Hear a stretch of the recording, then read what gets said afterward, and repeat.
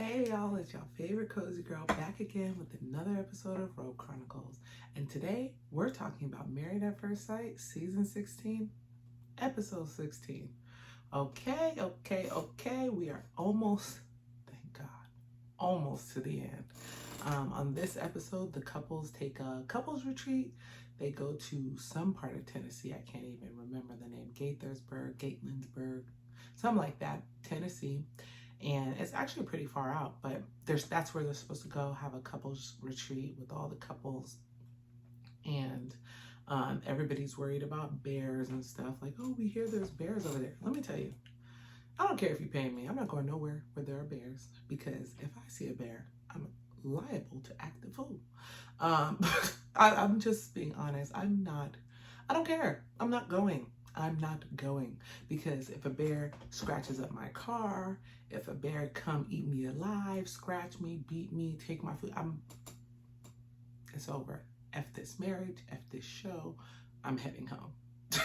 No, I don't play bears. But anyway, so Jasmine episode, we see Jasmine at the beginning. She's talking about hoping that on this trip, her and Eris get over some of the roadblocks that they've been facing. And baby girl, you are in La La Land. Like, you are dreaming, okay? Like, I don't know how else to put it. I don't know if there's a nice way to put it.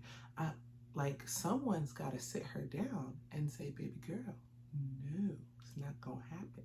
Those roadblocks are there because he put them there, and they're not going to go away because he wants them there. Oh, God, Jasmine is so sad. On their drive up, or actually when they're packing or whatever, you know, Eris is joking about like, oh, well, I don't want to be in a room next to Nicole and Chris or Shaq and Kirsten, you know, because they be doing it nasty and I don't want to hear the noises. And it's like, why do you do this to this girl? Because, I mean, I guess you can make the jokes to maybe hopefully open up that avenue for the two of you. But if you know that you're not going to get there with her, why? Why are you doing this? Just disappointing. Nicole and Chris, they're still having talks about what they're going to do about their living situation when this is all over. It's interesting because Nicole is still trying to push for them to find a place together, whereas Chris, you could tell, is more lax on the idea.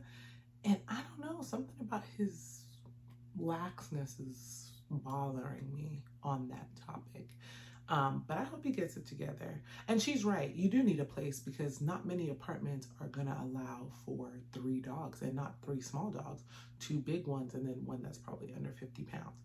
But it's still a lot. And you would probably, like she said, have to find a house to rent. Like, it's going to be a little bit more just based on what you guys are bringing. And I feel like Chris is maybe a little too relaxed for someone who was bawling, crying, acting like somebody died when he heard or thought that the 2 of his dogs couldn't come be with him. He's very lax on finding a space that would allow his 2 dogs plus hers. Unless because she allowed someone else to take her dog once, he thinks, oh, well, she's going to do it again. I'm kind of like, not really feeling that. But I hope it's just, you know, again, how things are looking and not how things actually are. Clint and Gina realize when they get to the location that they're going to actually have to share a bed again and share one room. And, you know, Clint is talking about how, like, oh, it's just reminiscent of Jamaica, first night of marriage. Like, we did all that already. In this relationship, I've said it for about 3, 4, 5 episodes now. Gina is the problem. Clint is definitely very willing to give the relationship the shot that it deserves. And she's just not.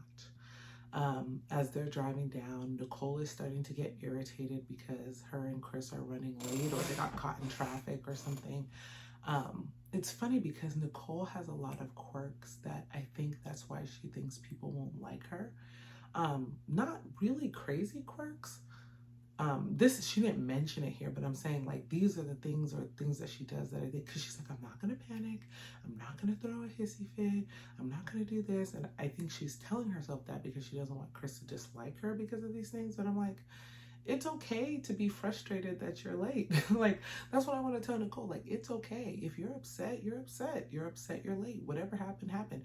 Now, to dwell on it, like when you get to the location and to still be dwelling on being late, and then that's probably where things get annoying. But in the moment, to be upset that you're running late or stuck in traffic, I think maybe she's so traumatized from whoever she was with in the past, who wouldn't allow her to express these emotions that are perfectly normal.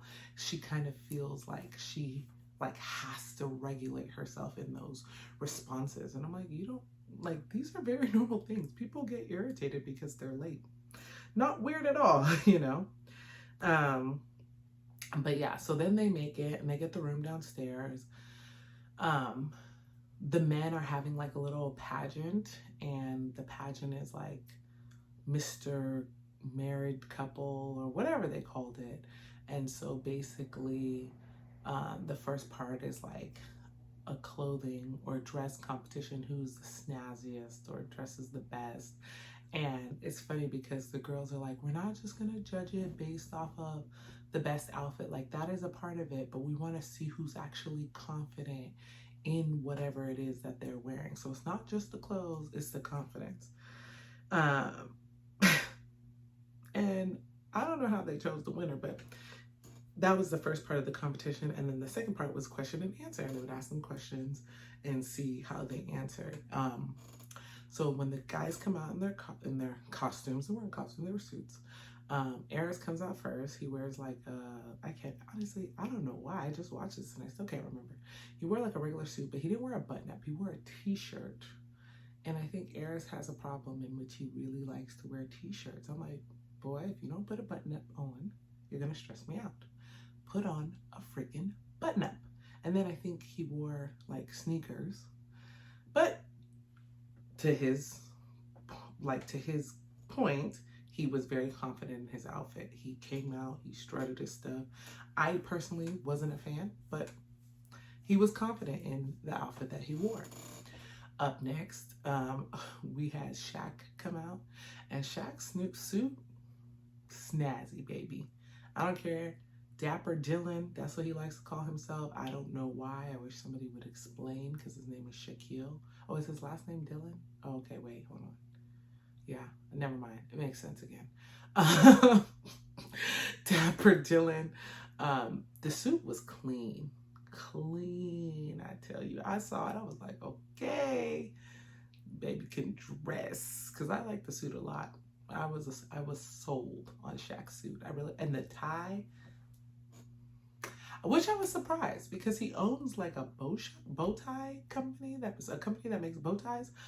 But that tie though, it was killing. It was cute. I liked it. The whole fit, he looked good. Then Chris came out, and Chris was wearing a suit. But the thing is, Shaq came out and he kind of looked nervous, which was weird, because it's like, what are you nervous for?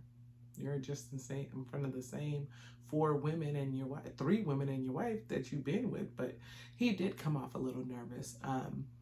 Like I said, Chris was next, and Chris came out with a little wig. He came with this wig. It was horrible, but he was funny. He looked nice, like, you know. And then last but not least was Clint. And baby, let me tell you, Gina convinced him to do a little slick back man bun. Chef's kiss. That's a good look for him. I don't know why he hasn't done it before. He looked good. It was nice. His outfit, on the other hand, jeans, no shirt, a leather jacket, and some boots. He looked a mess. He was confident, but he looked a mess. But what was funny was, before Clint came out, Chris took his wig off and gave it to Shaq.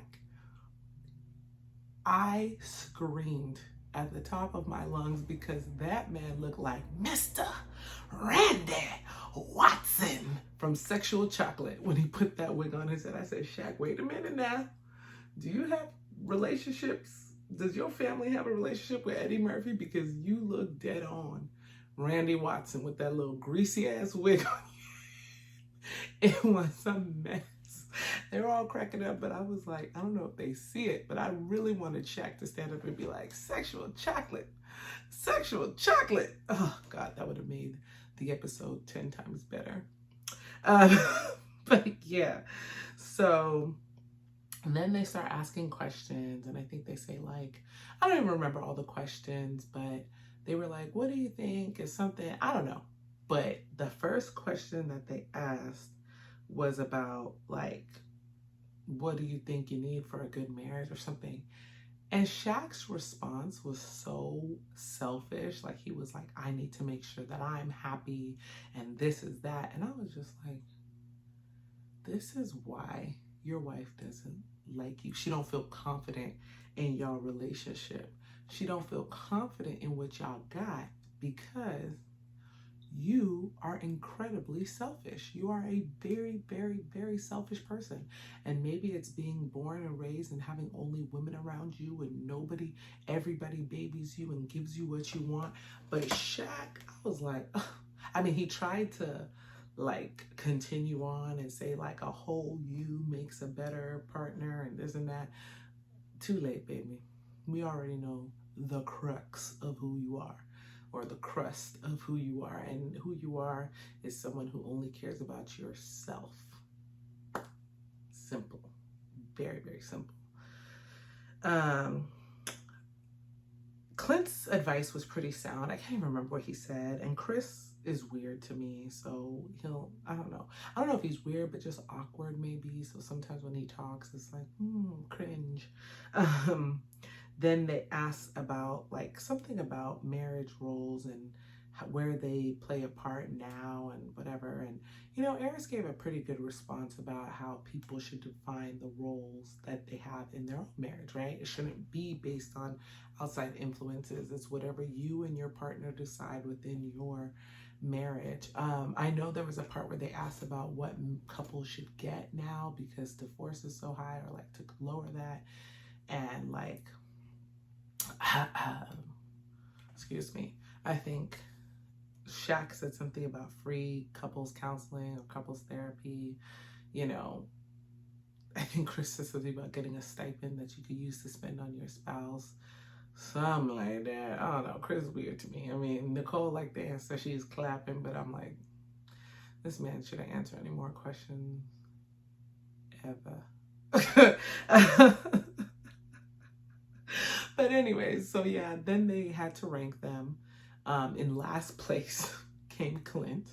Whereas I don't know if he got last place because the questions were ranked lower than the costume. Like, yes, his outfit choice was terrible, but when they asked the questions, I feel like his answers weren't terrible. Then in third place was Shaq, because Shaq's answers were terrible. Despite him being the best dressed who walked out there, I was like, okay. His answers were horrible. Besides the couples therapy one, that was actually pretty good. Maybe should have gotten him second place. Because Chris got second place. And I'm like, I don't know how. How did that happen? What did he do or say? Or was it the wig? Did y'all give extra points for a wig? Like, I don't know. It was whatever. And in first place, which was Eris. And I'm just like, how? How did Eris win? Like, I feel like all of his answers were not great. His suit was not great. Like, yes, he had the confidence, but the outfit was cool. It was like, I just don't understand how they rated it. The wives did what they did. I don't know. I need to see the score sheet. That's what it is, right? Somebody pull out the score sheet, show it to us so we can know what the hell happened. But then afterwards, like, how they do the little talks into the camera, Kirsten was like, oh yeah, someone gave some really good advice today about couples, doing couples therapy. And I thought that was really good. And Shaq was like, that was me. Kirsten didn't even remember it was her man that gave that advice. That's how forgettable Shaq is, unfortunately. forgettable to her, actually. Let me be more specific. So yeah, then they all go to bed, whatever, that's the end of the night. They wake up the next morning and Jasmine is complaining about how she had to meditate by herself when she wanted to meditate with Eris, and Eris slept in or whatever the heck he did. And Eris was like, okay, you could have just woken me up. Why didn't you just wake me up? Like, and we could have meditated. And she was like, being really kind of bitchy about it. And then I guess he agrees to meditate with her again. And so they meditate. It was sweet. It was nice. It was calming. I don't want to call it sweet or nice because I don't think that's what their relationship entails. But then, yeah, so then when Chris and Nicole woke up, Chris had left some really cute notes around the balcony for Nicole that said some stuff. I don't really know. Don't really care. Their relationship is sweet. I like it because I think they're gonna last. And now that he said I love you, he's saying it more often and giving her that reassurance. And it's nice because Nicole even said it. She's like, I feel like I'm getting a lot more reassurance and I don't really need it as much, but it's way more appreciated. And I love that for Nicole. I really appreciate that she is appreciating it. And she's had some growth, right? Like, this is not the same girl that started off week 1. Like, I mean, 8 weeks isn't really a long time, but it's nice to see that there is some growth, there is some transition in certain people as they continue on in this process. So I really like that. Then the bears came. Now I told you, had that been me, they would have had to airlift me out from the house because I'm not going back to my car. I'm not going nowhere near where them bears was. I don't even want to mistakenly go outside and see a bear. Everybody's like, oh my God, there's bears. There was like 4 of them. Here comes Clint, dumbass, talking about, I want to go outside with them. Everything cannot be okay at home, Clint. I mean, I know your wife is miserable, but why are you going outside with bears? What are you gaining going outside with bears? Like, he thinks this is a game. He think he finna go outside and they finna dap him up like, oh, you want a piece of meat? Like, no, you are the meat, Clint. You the meat they passing around. Like, I don't know how I don't know, but he went going outside trying to find them. Everybody looking at him like he's crazy. Very crazy. Very crazy. I don't want to be in any dangerous situation with Clint, because Clint, dumbass, gonna die. Because he gonna go outside to see the serial killer, the murderer, the animals, the thunderstorm, the tornado. He gonna go outside and think he can handle it because he's a fool. Okay? A fool. Because please call someone to come airlift me from the roof of this house, because I'm not even the bear, it's his car now. I'll be on the roof with my luggage. Come airlift me out. Like, crazy. So then the couples all do their like individual dates. Kirsten and Shaq go tubing. It actually looks really fun. Where they took him to, it's funny because it's obviously a very rural, like woodsy area, but they have a lot of fun activities out there, which I'm glad. So they went tubing, and tubing looked really fun. And Shaq was like, okay, you know, they were talking about like with decision day coming, where do they think they stand? And, you know, Kirsten's like, it seems like we're doing well, but then we have so many communication issues. So I don't really know where we stand. Like, I can't say that we're all the way one way or all the way another on anything because I don't really know, you know? And she thinks that they have a lot of back and forth. Gina and Clint went to this like individual roller coaster place. It looked so fun. Like, I will never be in Glen Club, Tennessee, or Gleniclo, or Glanensburg, wherever they went. I will never be there. But that roller coaster almost made me like, oh, when we going to Tennessee? Because I want to see that. But I will never be there, ever, because I will never do that. I will never be where the bears are.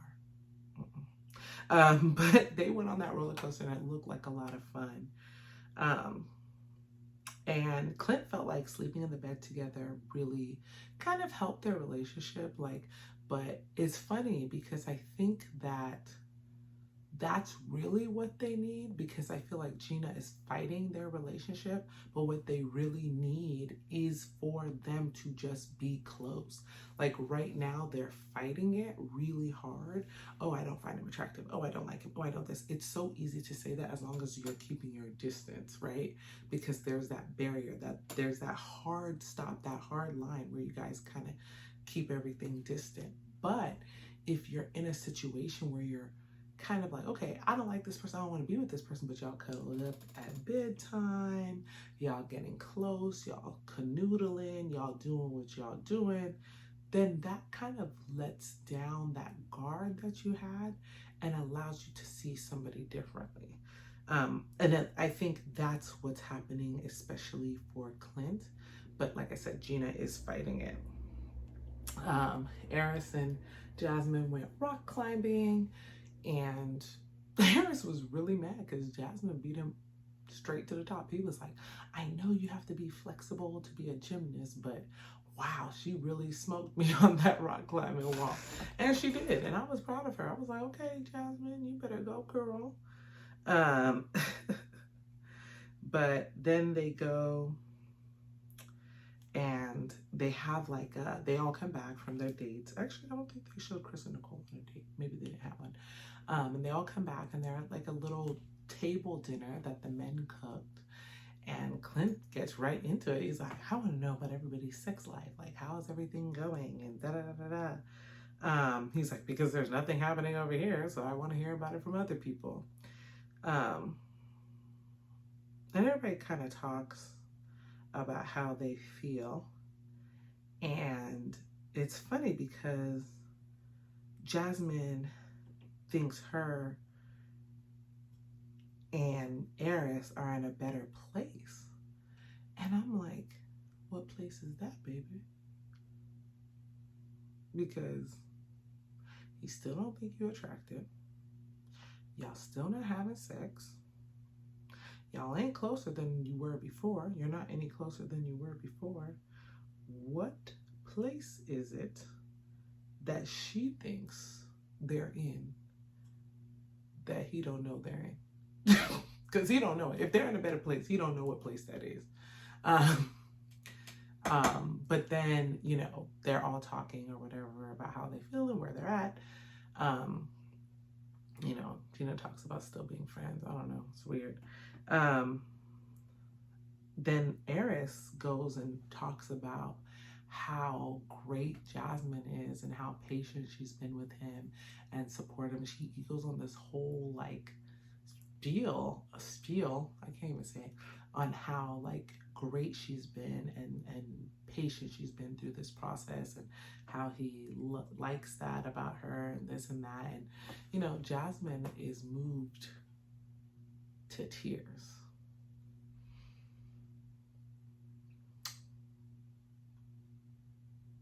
Y'all, I hate that for her. I really, really do. Because this man does not like you any more than he did before. Just because he said a couple of words that you liked. Like, girl, get a grip. And this is why, I know why Jasmine said like she had to be mean or kind of hard, because he says just a little thing and she's like, oh, look at him, he's so great and loves me and I feel so seen and we're on this great path. No, you're not. No, you're not. Like, it's so frustrating to watch because it's like, he doesn't find you to be attractive. And that hasn't changed. And he hasn't changed his view on your relationship. So why are you starting to come around to some side in which you feel like you guys can have something? It's just so frustrating. Like, when I say frustrating, I mean frustrating, because it's like, I don't know if he's doing this because he wants to seem like a better person or if he really wants to be a better person. I don't know. But either way, stop playing in that girl face, Eris. You don't like her, and that's okay. I mean, you probably do like her because Jasmine seemed cool, but you don't like her like that. And so to play in her face like that to someone who's so, and you could tell, loving and really falls hard, it's just sad to watch. It's hard to watch. I'm having a tough time because I feel bad for her. So then all the girls meet and all the guys meet, and the guys are talking, or is it when they went to dinner? I don't know. One of them happened first, but I think it happened after. And Shaq is talking about how he still hasn't met Kirsten's father or any of her family besides those that came to the wedding. And he's like, I'm really close with my family and I want to be like that with hers if we're going to get married. So it's like a problem for him, you know, and so he doesn't know if he doesn't meet her family before decision day, if he's going to be able to make like a favorable decision, because that's important to him. Eris is saying that he still doesn't feel the spark. So it's like, you made this whole speech, you talked about this, but you telling the boys you still don't feel that spark with her. So the point is irrelevant. Like, why are you saying all this nice stuff about a girl who you still don't feel the spark with? Like, just get it. It don't matter. It doesn't matter. Like, you don't like her, so stop trying to make her feel special. And it's almost like he wants her to feel strongly about him, so there's more drama on the decision day when he says no, because it don't make no sense to me either way. Kirsten feels like she needs more grace from Shaq in the relationship, which everybody I think can agree on. He does not give any grace. He's very selfish, very matter of fact, and feels like his opinion is the only one that matters. So her wanting grace makes sense. Like, she needs space to be who she is, and he needs to learn that. And yes, I hope she grows, and I hope she gets better with her emotions and expressing them and being honest and, you know, all of those things. I do hope that for her, and I wish that for her. But he doesn't allow her space to grow or to be better or to do more.